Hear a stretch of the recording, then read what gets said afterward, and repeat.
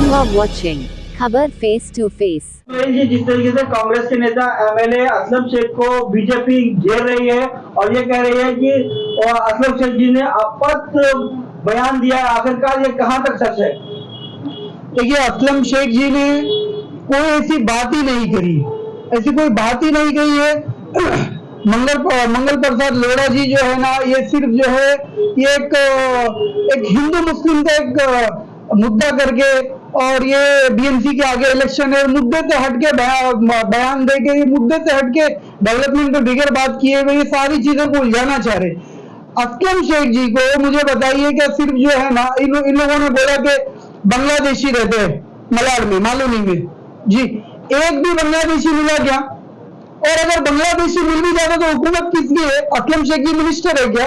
Home minister Aslam Sheikh जी है क्या? Chief minister Aslam Sheikh जी है क्या? अभी हुकूमत गवर्नमेंट तो तुम्हारी है ना, एक भी मिला नहीं, और अगर मिल भी जाता तो गलती तुम्हारी होती। और ये तो मतलब खुद की गलती, और खुद ही जो है ना, ये लोग जो है ना साफ सुथरे बन गए। ये सिर्फ जो है ना मुद्दे से हटाने की बात है। डेवलपमेंट इन्होंने बीएमसी में कुछ किया नहीं है। इनका इरादा था कि ये पूरा 5 साल इसी तरह बिगर इलेक्शन के निकल जाए, कि 250 नगर सेवकों को जवाब देना ना पड़े। इन्होंने 9 साल निकाल दिया। जब सुप्रीम कोर्ट ने आप इनको जो कटोरे में लिया है कि जनवरी में इलेक्शन करना ही है, जब जाके और भी इसी तरह के बयानबाजी कर रहे हैं। असलम भाई ने कोई ऐसी बात ही नहीं कही है। विनोद सहराज जी जो कि एक प्रोग्राम रखे हुए थे, एक नंबर पे वंदे मातरम कहना है, तो भारत में रहना है तो वंदे मातरम कहना है, जिसके ऊपर असलम शेख जी ने अपना खुले मंच पे अपना ऑफिस दे दिया था कि यहाँ पे करो। फिर भी उन्होंने सामने करके किया, जिसका उनका जो प्रोग्राम था वो एक फ्लॉप हो गया, जिसके कारण आज असलम भाई को घेरा जा रहा है। उस पर क्या कहेंगे? देखिए, असलम भाई ने तो बोला ना कि भाई हमारे ऑफिस पे आके वंदे मातरम का प्रोग्राम करो, रोड पे मत करो। गाने का, उस गाने का रिस्पेक्ट दिया कि भाई मेरे ऑफिस पे आओ, चाय नाश्ता करो, पानी पियो और प्रोग्राम करो। इनको प्रोग्राम नहीं करना है, इनको हिंदू मुसलमान करना है और कुछ नहीं करना है। और सबसे अहम बात यह है कि मलाड वेस्ट 162 असेंबली में, देखिए आज मैं बता दो बहुत बड़ी पॉइंट की बात, 30% मुस्लिम है, 70% हिंदू हमारे भाई है और क्रिश्चियन भाई है।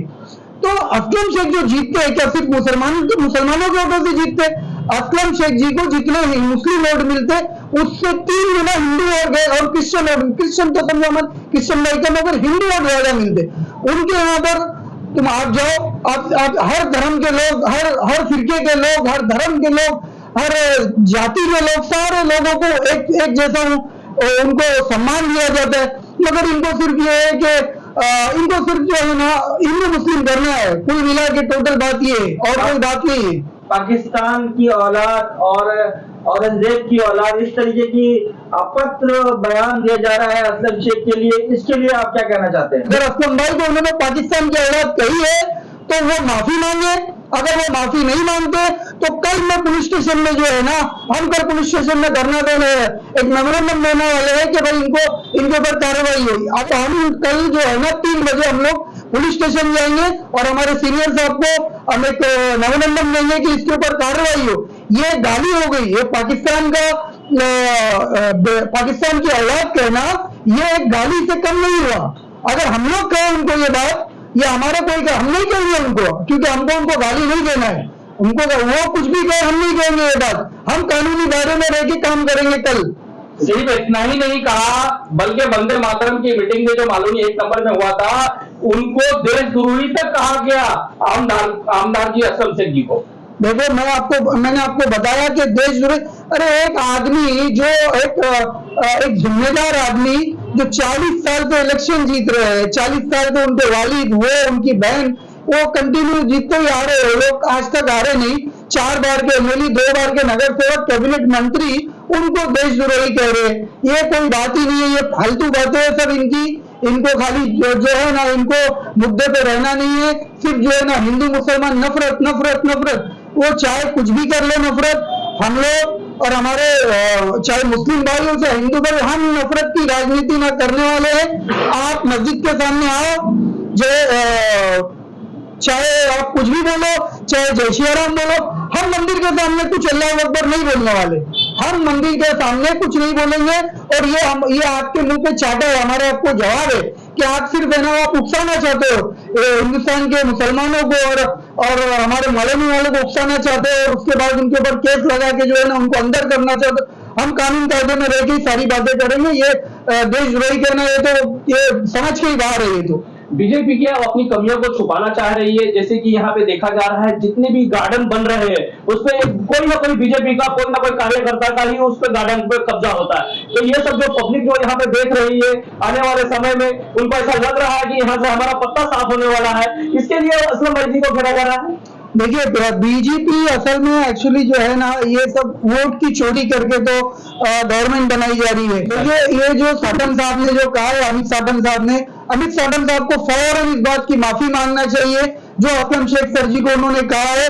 असलम भाई एक महाराष्ट्र के, उनकी पैदाइश बंबई में हुई, वो महाराष्ट्र के 4 बार एमएलए, 1 बार कैबिनेट मंत्री, एक मंत्री को इस तरीके की बात करना, इस तरह उनके ऊपर आरोप लगाना, ये एक महाराष्ट्र की तौहीन हुई है। उन्होंने महाराष्ट्र की तौहीन की है, पाकिस्तान की औलाद कह करके।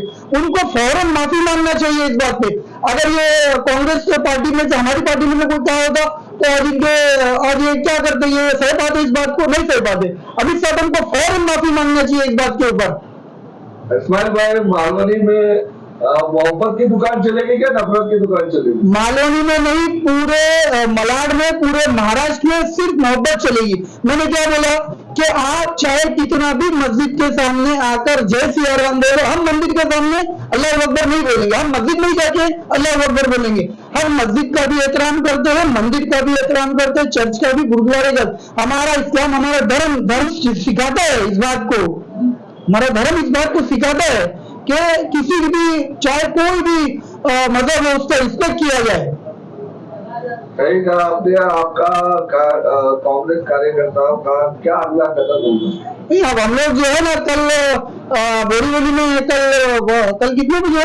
3:30 बजे कल हम लोग बोरीवली में सारे लोग जमा होंगे और हम लोग अपनी बातें रखेंगे डीसीपी साहब के सामने कि भाई इसके ऊपर कानूनी कार्रवाई हो, इस तरह थोड़ी चलेगा गुंडागर्दी।